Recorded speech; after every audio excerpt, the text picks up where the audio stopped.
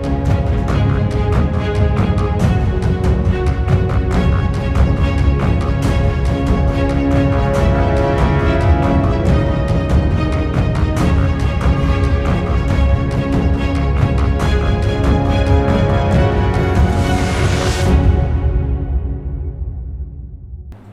All, कैसे हैं आप लोग। Welcome to tech talk with Shantanu Sen. मैं विशाल अग्रवाल आप सभी का स्वागत करता हूं आज के इस नए एपिसोड में। तो चलिए शुरू करते हैं इसी नोट पर बीते हफ्तों की बातों से, जो 30 अक्टूबर से 3 नवंबर तक का था।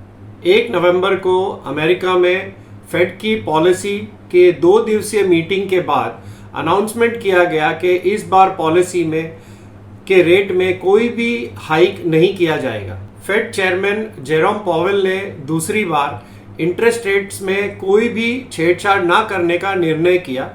अभी अमेरिका में ब्याज दर 5.25 से 5.5% तक की ब्याज दर है। अमेरिका की सेंट्रल बैंक ने कहा कि अभी ब्याज दर 22 सालों के हाई पर चल रही है और उन्हें और समय चाहिए एडिशनल इंफॉर्मेशन और मॉनेटरी पॉलिसी के उसके असर को एक्सेस करने के लिए। फेड के इतनी तेजी से इंटरेस्ट रेट्स बढ़ाने के बावजूद अमेरिकन इकोनॉमी पर इसका कोई खास असर अभी तक देखने नहीं मिल रहा है। यूएस इकोनॉमी थर्ड क्वार्टर में 4.9% से बढ़ी है, जबकि अनुमान था 4.5% का।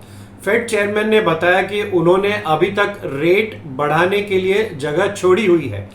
इसका मतलब है कि शॉर्ट टर्म में अमेरिका में फिर से ब्याज दर बढ़ने की आशंका है। फेड जब भी इंटरेस्ट रेट्स बढ़ाता है तो उसका कॉस्ट ऑफ बोरोइंग बढ़ जाता है, जिससे वहां का लेबर मार्केट वीक होता है और इकोनॉमी में भी एक स्लोडाउन आता है। फेड अभी भी 2% इन्फ्लेशन के लिए प्रतिबद्ध है। ब्याज दरों में कोई भी छेड़छाड़ ना होने से अमेरिका के S&P 500 और नैस्डैक में उछाल देखने को मिला। वहां पर 10 ईयर बॉन्ड के यील्ड भी 2 हफ्तों के लो पर ट्रेड कर रहे थे। अमेरिका मार्केट के रिबाउंड के बाद भारतीय शेयर बाजार ने भी यू टर्न ले लिया। यहां पर ब्रॉडर मार्केट में अच्छी तेजी देखी गई। मिड और स्मॉल कैप्स में ताबड़तोड़ तेजी देखने को मिली। 2 दिनों में मंदी का माहौल न्यूट्रल पर आ गया। सारे ही सेक्टर्स के शेयरों में अच्छी तेजी देखने को मिली। FIIs ने भी अपनी सेलिंग में कुछ कमी की है। कच्चे तेल के भाव करीब 1% तक घट गए और 3 हफ्तों के लोएस्ट लेवल पर ट्रेड कर रहे थे। ब्रेंट ऑयल का फ्यूचर्स $85 के नीचे ट्रेड कर रहा था, जो कि उसके 100 दिन के औसत के नीचे है। अभी जियोपॉलिटिक्स की स्थिति में कोई भी सुधार देखने को नहीं मिल रहा है। दोनों युद्ध अभी भी वैसे के वैसे ही चल रहे हैं और सीज फायर के लिए कोई भी ठोस कदम अभी तक उठाया नहीं गया है। अमेरिकन फेड के सामने भी बड़ी चुनौती है, या वो अपनी इकोनॉमी को मंदी में जाने से रोक ले। ऐसी स्थिति में उन्हें ब्याज दर में शॉर्ट टर्म में कमी करनी पड़ सकती है, या फिर अमेरिका अपने इन्फ्लेशन को कंट्रोल कर 2% पर लाने की कवायद जारी रखे, जिससे अमेरिकन इकोनॉमी का मंदी में जाने का खतरा बन सकता है। वहां जो भी होगा, हमारी इकोनॉमी भी अछूती नहीं रहेगी। ग्लोबलाइजेशन से हमारी इकोनॉमी भी रिएक्ट करेगी। अभी S&P 500 और नैस्डैक में अच्छी रिकवरी देखने को मिल रही है। वहां के इंडेक्स करीब 9 से 10% तक गिर गए थे। भारत में निफ्टी में करीब 7% का फॉल आया था। यहां पर निफ्टी से ज्यादा ब्रॉडर मार्केट में सुधार देखा जा रहा है। 5 स्टेट्स के इलेक्शन में भी 7 नवंबर से शुरू हो जाएंगे और यहां पर फेस्टिव बाइंग भी शुरू हो चुकी है। अब कुछ FIIs की बात कर लेते हैं। FIIs ने सितंबर महीने से जो सेलिंग शुरू की है वह निरंतर चालू है।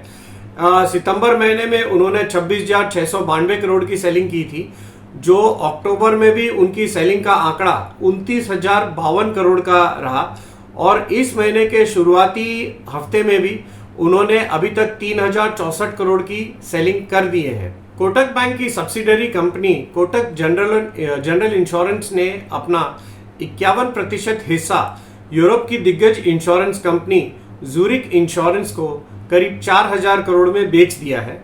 कंपनी के सीएफओ जयमीन भट्ट ने बताया कि उनकी ब्रांड और डिस्ट्रीब्यूशन नेटवर्क को जूरिक इंश्योरेंस के ग्लोबल एक्सपीरियंस का फायदा मिलने से एक बड़ा बिजनेस बनाने में सहायता मिलेगी। अब जोमेटो के शेयर की बात करते हैं। जोमेटो का शेयर शुक्रवार को अच्छे रिजल्ट्स आने से 10% तक उछल गया था। कंपनी ने 36 करोड़ का नेट प्रॉफिट किया है जून से सितंबर क्वार्टर में। कंपनी के गत वर्ष इसी तिमाही में 251 करोड़ के लॉस का आंकड़ा काफी निराशाजनक रहा था। जोमेटो का शेयर अभी 52 हफ्तों की ऊंचाई पर चल रहा है। कंपनी ने जब से प्लेटफॉर्म फीस लगाना शुरू किया है तब से कंपनी के लॉस पर कुछ कंट्रोल आया है। जोमेटो ने प्रयोग के तौर पर ₹1 पर ऑर्डर का प्लेटफॉर्म फीस लगाना शुरू किया था, जिसे बढ़ाकर अब ₹3 पर ऑर्डर कर दिया गया है। वोडाफोन आइडिया का शेयर शुक्रवार को 52 हफ्तों की ऊंचाई पर ट्रेड कर रहा था ₹14.35 पर। कंपनी का शेयर 6 महीनों में करीब डबल हो गया है। कंपनी का शेयर इसी साल में मार्च में के महीने में ₹5.70 पर ट्रेड कर रहा था। वोडाफोन के सीईओ अक्षय मुंद्रा ने बताया कि कंपनी इन्वेस्टमेंट के लिए काफी सारे फंड्स के साथ एडवांस लेवल पर बात कर रही है। उनका दावा है कि इसी क्वार्टर में डील होने की पूरी संभावना है। आइडिया का शेयर शुक्रवार को करीब 10% तक उछल गया था। आदित्य बिरला ने 7th इंडिया मोबाइल कांग्रेस की ओपनिंग सेरेमनी में अनाउंस किया था कि आइडिया में 5G की सेवा शुरू करने के लिए बड़ा इन्वेस्टमेंट किया जा रहा है। हाल ही के दिनों में रेमंड के शेयरों में काफी हलचल देखने को मिल रही है। रेमंड ने मैनी प्रेसिशन प्रोडक्ट्स लिमिटेड में 59.25% स्टेक खरीदने के लिए 682 करोड़ रुपए दिए हैं। ये नई कंपनी के द्वारा रेमंड अब एरोस्पेस, ईवी कंपोनेंट मैन्युफैक्चरिंग और डिफेंस के कारोबारों में उतरना चाहती है। रेमंड के शेयरों ने गत 2.5 वर्षों में काफी अच्छा रिटर्न्स अपने इन्वेस्टरों को दिया है। मार्च 2021 में इसका भाव करीब ₹320 के आसपास चल रहा था, जो सितंबर 2023 में बढ़कर ₹2240 हो गया था। अब इसका भाव करीब 1850 के आसपास चल रहा है। अडानी पोर्ट के शेयरों में भी करीब 3% का उछाल देखा गया था शुक्रवार के ट्रेडिंग सेशन में। कंपनी के सीईओ और होल टाइम डायरेक्टर करण अडानी ने बताया कि उनका इजराइल का हाइफा पोर्ट का अक्टूबर बिजनेस 1.1 मिलियन मीट्रिक टन का रहा, जो कि गत 6 महीनों के एवरेज से ऊंचा है। बजाज फाइनेंस लिमिटेड के बोर्ड ने उनके प्रमोटर कंपनी बजाज फिनसर्व को 15.5 लाख वारंट अलॉट करने की मंजूरी दे दी है। कंपनी इस रूट के जरिए 1189 करोड़ रुपया जमा कर रही है। वारंट का प्राइसिंग ₹7,770 का रखा गया है। इस इशू के बाद बजाज फाइनेंस में प्रोमोटर होल्डिंग बढ़कर 52.57% हो जाएगी। इन वारंट्स में 18 महीनों का लॉक इन पीरियड भी होगा, जिसके बाद ये वारंट ऑटोमेटिकली इक्विटी शेयर्स में कन्वर्ट हो जाएंगे। आरबीआई ने पंजाब नेशनल बैंक पर 72 लाख और फेडरल बैंक पर 30 लाख रुपए का जुर्माना लगाया है। दोनों ही बैंक्स ने इंटरेस्ट रेट्स ऑन एडवांसेस और कस्टमर सर्विसेज इन बैंक्स में कुछ गड़बड़ी की है। स्पाइसजेट के शेयरों में कुछ उछाल देखा गया इस हफ्ते। कंपनी ने 44 नई फ्लाइट्स का अनाउंसमेंट किया है। कंपनी के शेयर अपने 52 हफ्तों के हाई से करीब 10% तक अभी नीचे चल रहे हैं। स्पाइसजेट के शेयर ने इस साल में ऑलरेडी 74% का रिटर्न्स अपने इन्वेस्टरों को दिया है। अब दिलीप बिल्डकॉन में भी कुछ उछाल देखा गया इस हफ्ते में। कंपनी के बोर्ड ने 7 नवंबर को फंड्स रेजिंग के लिए एक मीटिंग की मंजूरी दी है। अरविंद फैशंस लिमिटेड अपना पर्सनल केयर और ब्यूटी प्रोडक्ट्स का कारोबार रिलायंस रिटेल को बेचने की खबर आने से शेयर 11% तक उछल गया। ये डील 99 करोड़ रुपए में हुई है। कंपनी का शेयर अपने 52 हफ्तों के हाई से करीब 7% डिस्काउंट पर अभी चल रहा है। एक नई लिस्टिंग हो रही है बीएसई शेयर एनएसई पर। BSE listed muffin green finance limited का शेयर सोमवार 6 नवंबर से एनएसई में लिस्टिंग होने जा रहा है। इस न्यूज से शेयर के भाव में 5% तक का उछाल आने से ऊपरी सर्किट लगने के बाद 129 रुपया 30 पैसे पर ट्रेड हो रहा था। कंपनी के शेयरों में 5 ट्रेडिंग सेशन में करीब 27% का उछाल आया है। वहीं एक महीने की रिटर्न की बात करें तो ये शेयर करीब 50% तक उछल गया है। गत वर्ष में कंपनी ने अपने 52 वीक लो से करीब 300% का रिटर्न जनरेट करके दिया है अपने इन्वेस्टरों को। कंपनी के शेयर्स का एनएसई में सिंबल MUFIN मफिन के नाम से होगा। आरबीआई ने कंपनी को कॉम्प्रिहेंसिव फाइनेंशियल प्रोडक्ट्स बेचने के लिए एक सुपर ऐप लॉन्च करने की परमिशन दी है। सऊदी अरेबिया ने आईपीएल इंडियन प्रीमियर लीग के बिजनेस में करीब $5 बिलियन की भारी भरकम इन्वेस्टमेंट की योजना बनाई है। अब कुछ निफ्टी की बात कर लेते हैं। निफ्टी 183 पॉइंट्स बढ़कर 19,230 पर आ गया। वहीं बैंक निफ्टी 43,318 पर 536 अंक बढ़कर बंद हुआ। सेंसेक्स भी 64,363 पर 580 पॉइंट बढ़कर बंद हुआ। अब बढ़ने वाले कुछ इंडेक्स की बात कर लेते हैं, जिसमें सबसे पहले है निफ्टी फाइनेंस, बैंक निफ्टी। ये दोनों करीब 1.25% तक बढ़े हैं। उसके बाद में है Nifty FMCG 0.99%, Nifty pharma 0.98%, Nifty 0.95%, Nifty IT 0.58% तक बढ़कर हरे निशान में बंद हुए हैं। अब कुछ घटने वाले इंडेक्स की बात कर लेते हैं, जिसमें सिर्फ निफ्टी ऑटो का नाम है जो 0.77% घटकर बंद हुआ है। अब आगे चलते हैं, जिसमें अब बढ़ने वाले कुछ शेयरों की बात करते हैं। वोडाफोन आइडिया, जिसमें 26% का उछाल देखा गया। उसके बाद है Jindal 100 19%, CDSL, Triveni turbines, Macrotech developers, MCX Piramal pharma, BLS international, blue star, Oberoi realty, Godrej property, ये सब शेयर्स करीब 11 to 17% तक बढ़े हैं। अब कुछ घटने वाले शेयरों की भी बात कर लेते हैं, जिसमें Syrma SGS tech, Archean chemical, Petronet LNG, DCM Shriram, Schaeffler India, rainbow child, Natco pharma, MNM finance, Jindal steel और फाइन ऑर्गेनिक करीब 7 से 15% तक घट गए हैं। नेक्स्ट वीक की बात करते हैं, जो कि 6 से 10 नवंबर तक का है। हफ्ते के आखिरी कारोबारी दिन में भी कुछ रौनक देखने को मिली। ये प्री दिवाली बाइंग है जो 2 दिनों से बाजार में धुआंधार तेजी बना रखी है। शुक्रवार को गैप अप ओपनिंग हुई। अंतरराष्ट्रीय संकेत पॉजिटिव थे। अमेरिकन मार्केट ने भी ताबड़तोड़ बाइंग की थी। शुक्रवार को ओपनिंग 19,241 पर हुई, लेकिन 2 दिनों से यही हो रहा है। मार्केट जहां पर ओपन होते हैं उसी के आसपास में क्लोजिंग आ रही है। दिन का हाई लगा था 19,276 का, लो 19,210 का, क्लोजिंग आई 19,230 की, यानी 97 पॉइंट ऊपर होकर बंद हुआ निफ्टी। बैंक निफ्टी भी 301 पॉइंट और सेंसेक्स करीब 282 पॉइंट्स की बढ़त के साथ बंद हुए। एडवांसेस में 36 स्टॉक में तेजी के साथ बंद हुए और वहीं 14 स्टॉक्स लाल निशान में बंद हुए। दिल्ली में अभी पॉल्यूशन का प्रॉब्लम काफी सीरियस बन गया है। इसी वजह से हॉस्पिटल स्टॉक्स और डायग्नोस्टिक के शेयरों में अच्छी तेजी देखी गई। एसाफ स्मॉल फाइनेंस बैंक का आईपीओ 3 से 7 नवंबर तक खुला रहेगा। प्राइस बैंड 57 से 60 रुपीस तक का है।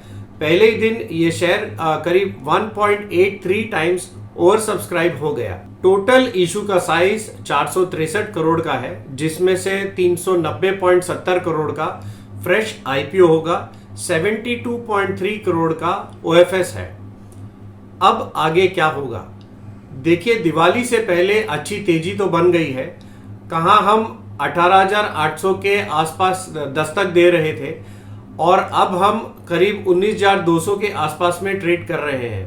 तो रिकवरी तो अच्छी हो गई है। निचले लेवल से बाइंग भी इमर्ज हुई है। बैंक निफ्टी में करीब 200 दिन के औसत के ऊपर, जस्ट ऊपर ही बंद हुआ है। कुछ तो स्ट्रेंथ आई है, लेकिन इंट्राडे में मार्केट्स एकदम फ्लैट ट्रेड कर रहे हैं। बहुत ही छोटी रेंज में ट्रेड हो रहा है क्योंकि गैप अप ओपन हो रहे हैं और फिर उसके बाद थोड़ी घटबढ़ के बाद में मार्केट उसी रेंज के आसपास जाकर बंद दे रहा है। अब अंतरराष्ट्रीय बाजारों के मूड माहौल को देखना होगा। जब तक निफ्टी 19,100 के ऊपर ट्रेड कर रहा है तो खरीदारी आने की संभावना बढ़ जाती है। बुल्स का कॉन्फिडेंस भी हाई रहने से 19,290 और 19,340 के जोन में ही रेजिस्टेंस मिलने की संभावना है। 19,287 पर निफ्टी के 100 दिन के औसत होने की वजह से एक्सपोनेंशियल मूविंग एवरेज और 19,335 पर निफ्टी की 20 डे मूविंग एवरेज, जो कि एक्सपोनेंशियल औसत है। ये जो कंजेशन जोन है जो 19,290 से 19,300 के बीच का है, अगले हफ्ते में रिजल्ट सीजन की भरमार रहेगी। इसमें खास मिड कैप कंपनीज के रिजल्ट्स पर खास फोकस रहेगा। अब अगले हफ्ते से एक बड़ा ट्रिगर भी चालू हो रहा है, जो कि 5 राज्यों के इलेक्शंस भी शुरू हो रहे हैं। 7 नवंबर से छत्तीसगढ़ में पहली चरण की वोटिंग शुरू होगी, जो कि इस सीरीज के लिए काफी बड़ा ट्रिगर साबित हो सकती है। अगले हफ्ते भी दिवाली की बाइंग के चलते इस गिरावट की वजह से काफी सारे स्टॉक्स अच्छे लेवल पर मिल रहे हैं, जो कि ट्रेडर्स की रडार पे खास रहने वाले हैं। हो सकता है इन स्टॉक्स में ट्रेडर्स की बाइंग आ जाए, लेकिन अभी के लिए इंपॉर्टेंट है कि मार्केट में और बाइंग आती है या नहीं, वो देखने वाली बात होगी अगले हफ्ते में। निफ्टी में 19,230 के नीचे के लेवल पे ही खास बड़ी सेलिंग ट्रिगर हुई थी, जो कि इस हफ्ते की क्लोजिंग एग्जैक्टली उसी लेवल पर आई है, 19,230। अब देखने वाली बात यह है कि निफ्टी के इस लेवल के ऊपर बुल्स अपनी पकड़ को फिर से और मजबूत बना पाते हैं या नहीं। दादा, अब ये हमारी तरफ से फंडामेंटल और डेटा एनालिसिस था। अब आप बताइए कि मार्केट आपको टेक्निकली क्या लग रहा है। ओवर टू यू दादा। 1/11/2023 से लेके 10/11/2023 के बीच में बाजार का हालत क्या हो सकता है, ये लास्ट फ्राइडे का क्लोजिंग के होने के बाद जो चार्ट एनालिसिस हम लोग करने जा रहे हैं उसके ऊपर अभी बात करेंगे। अब ध्यान यही देना पड़ेगा, 10 तारीख के बाद एक छुट्टी रहेगा शनिवार को, और 12 तारीख को मुहूर्त ट्रेडिंग होगा। ट्रेडिंग टाइम जो है शाम को 6:15 से 7:15 एज यूजुअल, 1 घंटा का ट्रेडिंग। तो काफी इंटरेस्टिंग वीक में हम लोग आके खड़ा हो गए हैं, क्योंकि एक तो एक सिनारियो और एक एटमॉस्फेयर है दीपावली मुहूर्त ट्रेडिंग का। और मार्केट लास्ट वीक में हम लोग जहां पर बात कर रहे थे कि एक छोटा सा बाउंस बैक हो सकता है, क्योंकि एक सब छोटा सपोर्ट एरिया, एक स्ट्रॉन्ग सपोर्ट एरिया से बाजार गुजर रहा है। क्या ये सपोर्ट तोड़ेगा? तो वहां से एक बाउंस बैक आया। ये एक रेंज ट्रेडिंग का निशानी है। आप पहले वीकली बात कर लेते हैं, फिर डेली निफ्टी के ऊपर बात करेंगे। तो ऊपर में जो स्क्रीन आप लोग देख रहे हैं, बाईं तरफ है निफ्टी वीकली, दाईं तरफ है निफ्टी डेली। वीकली चार्ट के अगर देखा जाए तो वीकली चार्ट इसी हिसाब से है। मैं यहाँ पर एक गोल्ड मार्क इसलिए किया हूँ, ये एक इनसाइड कैंडल बना है एक बाउंस बैक एरिया से। अब 1326 का बीच में हम लोग अभी भी है, वीकली के ऊपर क्रॉस डाउन तो नहीं हुआ है, but technically speaking it's a negative scenario, मतलब lower top lower bottom. But last week का क्लोजिंग के हिसाब से देखा जाए तो एक ट्रिगर पॉइंट हो गया। ट्रिगर पॉइंट मतलब ये जो बड़ा वाला कैंडल है जिसके अंदर ये अंदर का कैंडल हुआ, that's why we are saying के ये इनसाइड कैंडल है। देखा गया कि इनसाइड कैंडल का हाई और इनसाइड कैंडल जहां पर बना है उसका जो लोएस्ट पॉइंट है, जो बड़ा वाला कैंडल का हाई और बड़ा वाला कैंडल का लो, मेन ट्रिगर पॉइंट हो जाता है कमिंग डेज के अंदर। तो देखना यही चाहिए कि मार्केट का इंडेक्स निफ्टी के हिसाब से देखा जाए 19,560 के ऊपर ट्रेड होता है कि नहीं होता है, at least 15 to half an hour sustain कर रहा है कि नहीं कर रहा है, ये देखना चाहिए। तब ये एक पॉजिटिव सिनेरियो में बन सकता है। एक पुल बैक जो चल रहा है वो पुल बैक कंटिन्यू हो सकता है। और कहीं अगर 18,837 ट्रिगर पॉइंट है, बट विथ फिल्टर 18,800 तोड़ता है तो मार्केट के अंदर एक फिर से एक नेगेटिव चीज उभर के आ सकता है। Now the interesting point is daily chart. Daily chart में जहां पर ये धक्का लगा है वो है फॉलिंग 13 डीएमए, जो हम लोग देखते हैं 13 डीएमए के हिसाब से, जो सिंपल है। एंड आरएसआई इज कंसर्न, हम लोग 50 के नीचे है, जो 30 जोन के जो pull back higher top higher bottom formation RSI में बना है, प्राइस के अंदर भी बना है, ठीक ठाक है। चलिए 50 के ऊपर अगर जाना है तो इसको 13 डीएमए के ऊपर भी क्लोजिंग देना पड़ेगा। खास करके वीकली और डेली का कॉम्बिनेशन करके देखा जाए तो अगर आरएसआई को 50 के ऊपर भागना है तो प्राइस को भी 13 डीएमए के ऊपर आना चाहिए। और दिमाग में और एक चीज रखना चाहिए, वीकली में जो इनसाइड कैंडल का हाई है, दैट मीन्स एक राउंड नंबर के हिसाब से 19,500 एक रेजिस्टेंस बनता है। अगर 19,550 दैट मीन 19,560 इसके ऊपर अगर चलता है तो आरएसआई भी 60 के ऊपर चला जाएगा 50 क्रॉस करके, वो भी एक पॉजिटिव सिनेरियो होगा। और डेली चार्ट भी 13 डीएमए के ऊपर क्लोजिंग भी आ जाएगा।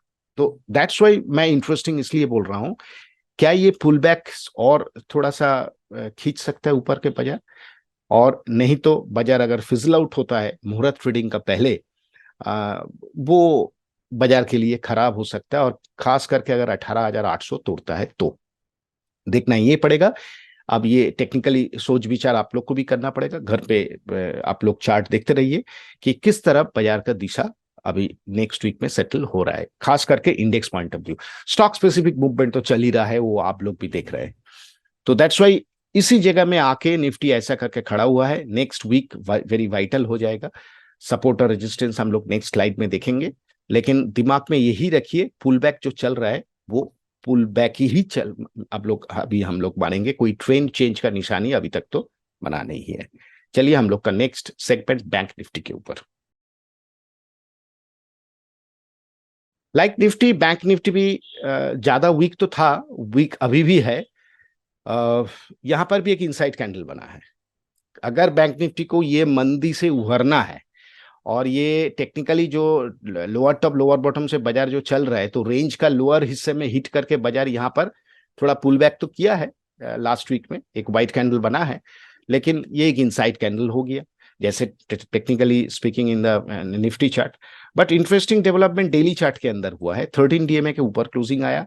आरएसआई 14 डेज आरएसआई वो भी 50 के नीचे में है। अगर लगातार और दो closing, that means Monday and Tuesday, अगर इसके ऊपर सस्टेन होता है तो बैंक निफ्टी के अंदर एक पॉजिटिव पुल बैक अभी तक पॉजिटिव तो नहीं बना है, पॉजिटिव पुल बैक बनने का उम्मीद बन सकता है। बट उसके लिए हम लोग को ट्यूसडे तक वेट करना पड़ेगा। उस सिनेरियो में देखना यही पड़ेगा आरएसआई भी क्या 50 के ऊपर जा रहा है, हो सकता है वो जा रहा है, तो वो भी एक पॉजिटिव सिनेरियो बनेगा। क्योंकि प्रीवियस जो फॉल आया था उसके बाद आरएसआई कोशिश तो किया था, वो 50 के हिट करके ही फिर नीचे आया। तो अभी यही देखना चाहिए कि 50 के ऊपर जाके आरएसआई मोमेंटम क्रिएट कर रहा है कि नहीं कर रहा है, उसके हिसाब से प्राइस एक्शन क्या हो रहा है। तो दैट्स वाई नेक्स्ट वीक भी बैंक निफ्टी के अंदर भी हम लोग को नजर रखना चाहिए। काफी इंटरेस्टिंग है। और खास करके जिस हिसाब से स्टेट बैंक का क्लोजिंग है और दूसरा सारा बैंक का कोशिश, दूसरा बैंक भी चार्ट आप लोग को देखना चाहिए, तभी जाके बैंक निफ्टी को सहारा मिलेगा। तो इसी नोट पे आप लोग हम लोग अभी नेक्स्ट वीक का उम्मीद कर सकते हैं कि बैंक निफ्टी में जो हल्का सा पॉजिटिव क्लोजिंग लास्ट फ्राइडे में आया, क्या ये कन्वर्ट होगा एक पॉजिटिव ट्रेंड में, उसके लिए हम लोग को वेट करना पड़ेगा टिल मंगलवार तक। उसके बाद बुधवार आपको विचार करना चाहिए कि कंसेक्यूटिव 3 क्लोजिंग अबव 13 डीए में उसका हाईएस्ट हाई क्रॉस कर रहा है कि नहीं कर रहा है। तो that's why next week is very important with a muhurat trading sentiment. अब चलिए हम लोग का नेक्स्ट सेगमेंट में।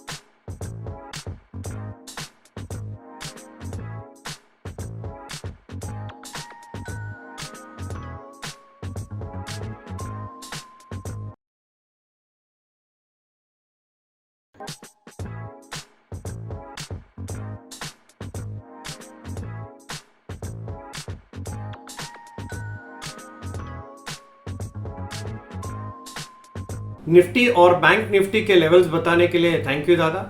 अब अपने नेक्स्ट सेगमेंट में चलते हैं, जहां पर आप अपने हमारे जो व्यूअर्स हैं उनके द्वारा पूछे गए कुछ स्टॉक्स के बारे में जानकारी देते हैं। तो प्लीज बताएं दादा, ओवर टू यू। आज हम लोग जो तीनों स्टॉक के ऊपर टेक्निकल विश्लेषण करेंगे, वो तीनों स्टॉक जैसे बाजार थोड़ा सा जैसे रिएक्शन करके नीचे आया है, उभर के कोशिश कर रहे हैं। ये स्टॉक भी नीचे से एक पॉजिटिव जोन से बाउंस बैक करके एक पॉजिटिव जगह में आके खड़ा हो गया।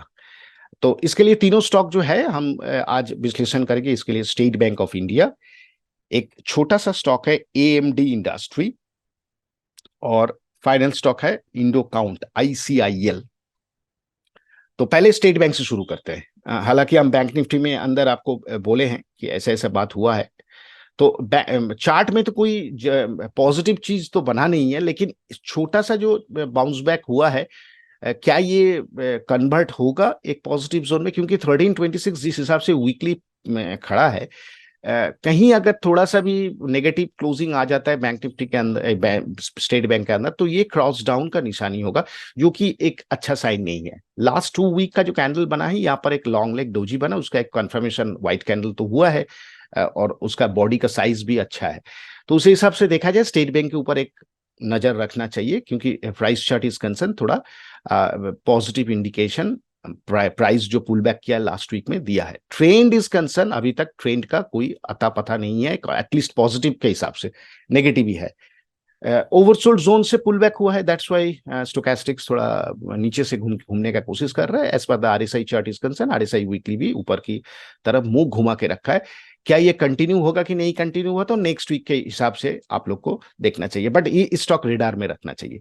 और ये काफी बढ़िया सपोर्ट जोन है, और पैटर्न जिस हिसाब से बना है, कहीं ये सपोर्ट माने ये डोजी का लो टूटता है तो ये एक नेगेटिव सिनेरियो हो सकता है, और ये सपोर्ट अगर टूटता है तो ये एक नेगेटिव सिनेरियो बन सकता है। नेगेटिव जाके वो नीचे का जो सपोर्ट है, जो यहाँ से बाउंस बैक हुआ था लास्ट टाइम, वो उस जोन को फिर से रिविजिट कर सकता है। तो इसी जगह में खड़ा होके स्टेट बैंक प्राइस थोड़ा सा आप लोग को गौर करना चाहिए। Company name is concern, there is no problem, but ये एक टेक्निकल विश्लेषण है, ये कोई रिकमेंडेशन तो है ही नहीं। तो हम मेरा रेडार में यही रहेगा कि अगर बैंक निफ्टी को बढ़ना है तो बैंक निफ्टी के अंदर जो जो स्टॉक है उसको परफॉर्म करना चाहिए। दैट्स व्हाई मैंने स्टेट बैंक आप लोग के ऊपर ध्यान देने के लिए हम जरूर बोलेंगे next 3 weeks to 3 months. But ख्याल रखिए, ये एक एडुकेटिव चैनल है, और मैं कोशिश कर रहा हूं कि कौन सा स्टॉक किस हिसाब से बाउंस बैक किए वो दिखाने का, ये कोई बाई का रिकमेंडेशन नहीं है।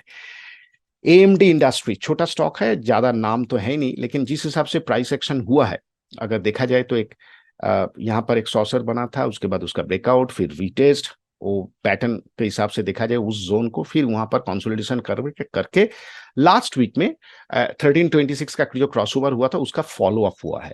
अब यहां से इसका डिस्टेंस तो बड़ा है, तो बढ़ गया है मूविंग एवरेज और price, current price is closing, तो एनी रिएक्शन इस स्टॉक को एक हेल्दी जोन में ला सकता है। नया स्टॉक है, जिस हिसाब से क्लोजिंग हुआ है, जिस हिसाब से प्राइस एक्शन विद वॉल्यूम थोड़ा डेवलप हो रहा है, इस स्टॉक को भी रेडार में डाल सकता है। स्टॉक के अंदर चार्ट एनालिसिस करने की जरूरत है, और ऑब्वियसली जो लोग फंडामेंटल चेक करते हैं जरूर फंडामेंटल चेक कीजिए। AMD industry is concern. और फाइनल स्टॉक जो है आज का दिन में जो हम लोग टेक्निकल विश्लेषण करने का कोशिश किया है, वो है ICIL Indo count. Pattern is concern, बहुत पुराना स्टॉक है, बहुत ही पुराना स्टॉक है। इस बार जो पैटर्न उभर के जाने का कोशिश कर रहा है, उसका जो जगह पे है, देखिए ये जो 1326 का जो क्रॉसओवर होने के बाद लगातार जिस हिसाब से मूवमेंट हुआ, उसके बाद फिर रीटेस्ट हुआ, सपोर्ट लिया, प्राइस एक्शन ऊपर की तरफ है, अच्छा क्लोजिंग बना है। ये सब जोन जो 2022 में अक्टूबर नवंबर दिसंबर में जो बनाया था, बार बार ट्राई किया था, उस जोन के ऊपर आके क्लोजिंग करना, स्टॉक के ऊपर एक नजर रखना चाहिए। That means momentum is concern carry हो रहा है। But any kind of retracement या इसको हेल्दी बना सकता है इस चार्ट को। और कहीं अगर विथ प्राइस एक्शन वॉल्यूम के साथ अगर प्रीवियस स्टॉप को बीट करे तो इसके अंदर और सारा मोमेंटम गैदर हो सकता है। दैट्स वाई ICIL के ऊपर थोड़ा सा नजर रखना चाहिए। Indo count pattern is concern आप लोग स्टडी कर सकता है, बट ये कोई बाई का रिकमेंडेशन नहीं है। ये चार्ट हमको अच्छा लगा, क्यों अच्छा लगा उसके लिए मैंने आप लोग को एक इनपुट दिया है। बाकी काम आप लोग को करना है, वो स्टॉक के ऊपर जाके आपका फंडामेंटल चेक, टेक्निकल्स और सारा चेक। उसके बाद अगर आपको कोई डिसीजन लेना है तो kindly SEBI certified financial advisor से सलाह लेके कुछ कोशिश कीजिए। मेरा कोशिश यही है, एक इनपुट देना टेक्निकली कहां पर पॉइज्ड हुआ है। तो ये था मेरा तीनों स्टॉक आज का, state bank of India, AMD industry and Indo count. चलिए हम लोग का नेक्स्ट सेगमेंट में। तीनों स्टॉक्स के बारे में जानकारी देने के लिए थैंक यू दादा। अब अपने नेक्स्ट सेगमेंट में चलते हैं जहां पर आप ब्रेकआउट स्टॉक्स के ऊपर बताते हैं। तो प्लीज बताएं दादा, ओवर टू यू।